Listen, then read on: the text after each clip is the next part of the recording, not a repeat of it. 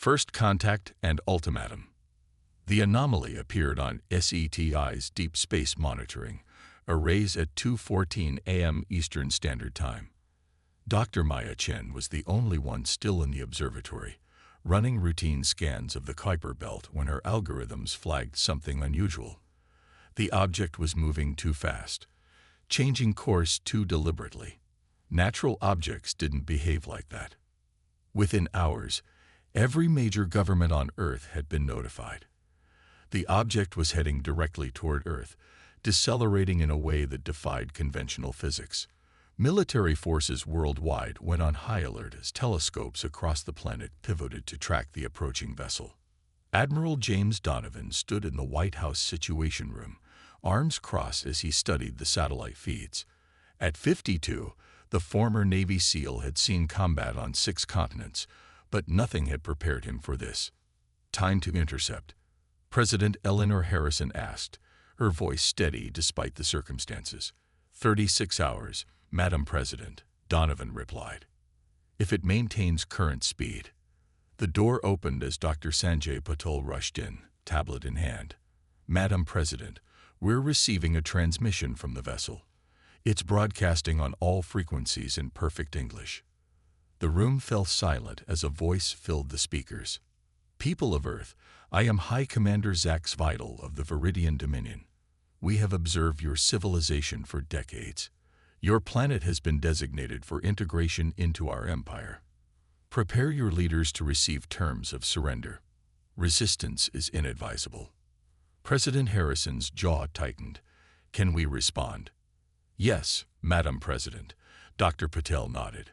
"They've left the channel open." She straightened her jacket and stepped toward the microphone. "This is President Eleanor Harrison of the United States of America. We speak for Earth. We welcome peaceful contact, but we do not recognize your authority to demand our surrender." There was a moment of silence before the alien responded. "Your planet possesses resources valuable to the Dominion. Your species may continue to exist under our guidance. Those who resist will be eliminated. We are not cruel, merely efficient. You have 24 Earth hours to prepare for our arrival." The transmission ended. In the silence that followed, General Wu Lin of the Chinese military spoke through the video conference. "Madam President, the People's Republic stands with you. This is no longer about nations. This is about humanity." Similar pledges followed from Russia, the European Union, India, and dozens of other nations. In the face of extinction, old conflicts seemed trivial. Admiral Donovan cleared his throat. "Madam President, there's something you need to know. Project Aegis." President Harrison's eyes widened. "That's been classified for 30 years. "Yes, Mom. But if there was ever a time." She nodded. "Brief us." "In 1989, we recovered technology from a crashed extraterrestrial vessel in the Siberian wilderness. It was a joint Soviet-American operation, kept secret even after the Cold War ended. For decades, an international coalition of scientists has been reverse engineering the technology." Screens around the room lit up with images of underground facilities, advanced weapons platforms, and spacecraft unlike anything publicly known. "We've been preparing for this day," Donovan continued. "We have orbital defense platforms disguised as communication satellites, fighters with technology decades beyond what the public knows exists, and the CSS Defiance, humanity's first true interstellar vessel, hidden in a lunar crater." President Harrison looked around the room. "Why wasn't I informed of this when I took office?" "Plausible deniability," General Wu answered. "Only military leadership with direct oversight was informed. It was deemed too sensitive for elected officials who might change every few years." The president's expression hardened. "Assemble the Defense Council and get Captain Leila Sharma on the line. If the Defiance is our best shot, I want our best officer at the helm." 12 hours later, Captain Leila Sharma stood on the bridge of the CSS Defiance as it emerged from its lunar hiding place. At 38, she was the youngest officer ever to command such an advanced vessel, selected for her tactical brilliance and unorthodox thinking. Status report. she ordered, studying the alien vessel now in high Earth orbit. All systems operational, Captain, her XO, Commander Jackson Chen, replied. Quantum shields at maximum. Plasma cannons charge. The orbital defense network is awaiting your command. Layla nodded. And the ground teams, special forces units from 23 nations are in position. If they attempt a landing, we're ready. The communications officer turned. Captain, we're being hailed by the alien vessel. On screen. The view screen filled with the image of a humanoid figure with iridescent purple skin and 4 yellow eyes arranged vertically. I am High Commander Zax Vital. Your primitive vessel is an impressive achievement for your species, but it cannot stand against the might of the Dominion. Your time is running out. Layla stepped forward. This is Captain Layla Sharma of Earth. We've considered your offer and prepared our response. Then you will surrender. No, Commander. Instead, we have a warning for you. Layla's voice was calm but unwavering. Earth has never been successfully conquered. Those who have tried learned why. We are offering you one chance to leave our solar system in peace. The alien's upper eyes narrowed. Your defiance is noted but futile. The Dominion spans 500 worlds. Your single planet cannot hope to resist. Then I suggest you contact your superiors and inform them that if the Dominion wants Earth, they'll have to fight for it. And we will make that fight so costly they'll regret ever finding us. The alien commander studied her for a long moment. You have made your choice. In 3 days, the Dominion fleet will arrive. Your species will serve as an example to others who might consider resistance. The transmission ended. Back in the White House Situation Room, President Harrison watched the exchange. Captain Sharma certainly has a way with words, she remarked. Admiral Donovan nodded. She was the right choice. Now we prepare for war. Around the world, hidden facilities activated as humanity readied its defenses. Orbital platforms powered up weapon systems. Fighter pilots received final briefings. Ground defense teams moved into position. Dr. Maya Chen, now working with a global team of scientists, made a breakthrough in analyzing the alien vessel's energy signatures. Their shields operate on a quantum frequency we can disrupt, she explained to the Defense Council. It won't destroy them, but it could give us an edge. For 3 days, Earth held its breath.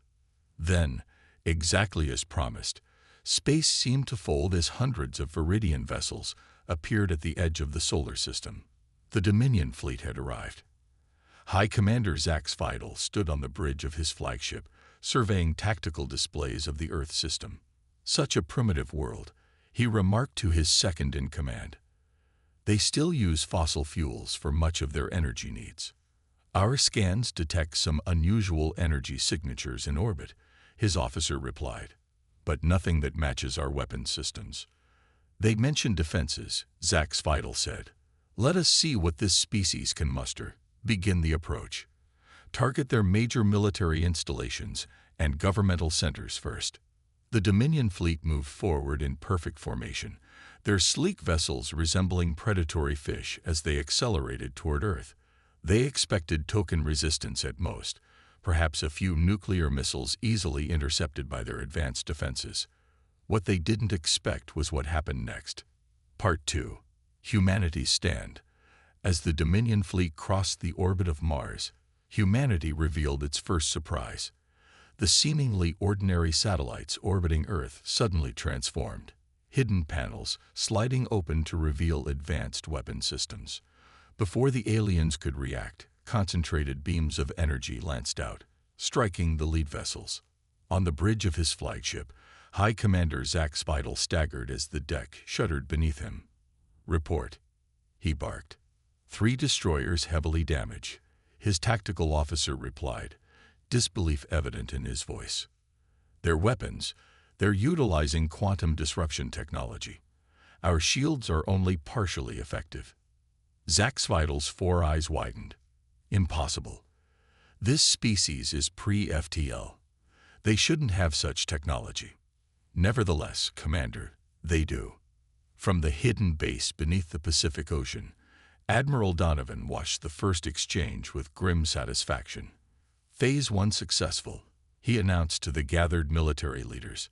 Now for Phase 2. Captain Layla Sharma's voice came through the comm system. CSS Defiance to command. We are moving to engage with fighter squadrons. The Defiance emerged from behind Earth's moon, accompanied by hundreds of smaller craft that had been hidden in underground bases and undersea facilities around the planet. These weren't the conventional jets the public knew about, but advanced fighters utilizing the same reverse-engineered alien technology. Commander Jackson Chen looked at the tactical display. They're regrouping, Captain. 500 vessels against our 300.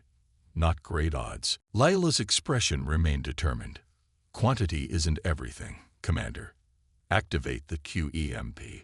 The Defiance released a pulse of energy that spread outward, momentarily disrupting the quantum fields the Dominion ships used for both propulsion and weapons. It was a one-shot weapon, the result of Dr. Chen's breakthrough, using the aliens' own technology against them.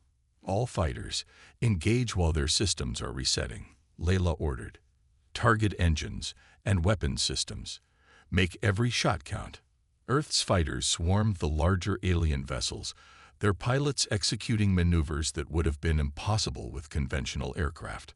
They darted between the massive Dominion ships, firing precise bursts at vulnerable points identified through analysis of the scout ship's design. In the Situation Room, President Harrison watched the battle unfold. They're giving us a fighting chance, she murmured. Humanity has always been good at being underestimated, Admiral Donovan replied. Aboard the Dominion flagship, Zax Vidal was facing the unthinkable, defeat.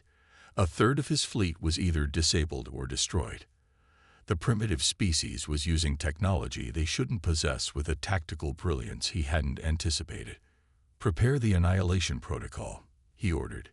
If we cannot have this planet, no one will. His second-in-command hesitated.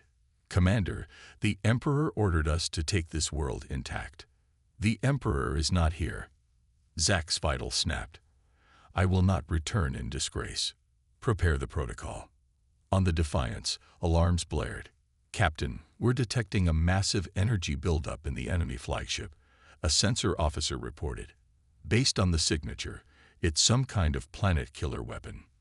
Layla's mind raced through options. How long until it's charged? 4 minutes, Captain. She made her decision. All forces, focus fire on the flagship. Chen, prepare a boarding party. We need to stop that weapon. A boarding action? That's suicide, Chen protested. Not with the new phase shift technology. We can bypass most of their internal defenses. Minutes later, Commander Chen led a team of Earth's most elite soldiers through the corridors of the Dominion flagship. Their phase shift suits allowed them to pass through certain types of matter, making the aliens' internal security systems largely ineffective. They fought their way to the ship's power core, facing resistance from the ship's crew. The aliens were physically stronger, but the humans had the element of surprise and desperation on their side. Plant the charges, Chen ordered once they reached the core. We have 90 seconds before that weapon fires. As his team worked, Chen was confronted by a Viridian officer. They fought briefly before Chen managed to subdue him. Rather than killing the alien, Chen dragged him along as they retreated. We need intel, he explained to his questioning team. They barely made it back to their extraction point before the charges detonated. The flagship's power core exploded, cascading failures through its systems. The planet-killer weapon powered down, its threat neutralized. Back on Earth, scientists interrogated the captured Viridian officer. Dr. Maya Chen made another breakthrough. They're not as united as they want us to believe, she reported to the Defense Council. The officer has revealed that several planetary systems under Dominion control are on the verge of rebellion. They rule through fear, not loyalty. With this information, Earth changed its strategy. The Defiance used the Dominion's own communication network to broadcast a message to every conquered world in their empire. The message was simple. Earth had stood against the Dominion and prevailed. Others could do the same. The remaining Dominion ships fought on, but they were now outnumbered as Earth's defenses continued to emerge from hiding. After 6 hours of battle, the alien fleet broke formation and retreated, jumping away to faster-than-light speed. 3 days later, a single Viridian vessel returned. This time, it wasn't High Commander Zax Vidal who addressed Earth, but an older Viridian with elaborate markings on his purple skin. "I am Envoy Tormail, representative of Emperor Zax Krell. The attack on your world was unauthorized. High Commander Zax Vidal exceeded his authority in attempting to conquer your planet." President Harrison, now addressing the aliens from the United Nations in New York, exchanged glances with Admiral Donovan before responding. "We find that difficult to believe, Envoy. Nevertheless, it is true. The Emperor wishes to extend an offer of peace and recognition of Earth's sovereignty." What the Envoy didn't say, what intelligence gathered from the captured officer revealed, was that rebellions had indeed broken out across the Dominion after Earth's broadcast. The Empire was fracturing, and they could not afford a protracted conflict with Earth. The negotiations that followed positioned Earth not as a conquered world or even an equal, but as a power to be reckoned with. Captain Layla Sharma, now promoted to Admiral, led the diplomatic mission to the Dominion homeworld, where Earth established its first extraterrestrial embassy. In the years that followed, humanity expanded outward, establishing colonies on Mars and beyond. The technology that had been hidden for decades now accelerated human development, though leaders were careful to maintain military readiness. As Admiral Sharma often remarked in her lectures at the newly established Interstellar Academy, the universe learned an important lesson from Earth.